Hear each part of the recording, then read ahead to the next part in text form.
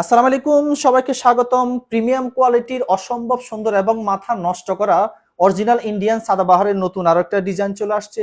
ঈদ উপলক্ষে discount price থাকবে মাত্র 2100 টাকা। 6টা কালার পাবেন, প্রত্যেকটা কালার খুলে দেখিয়ে দেব।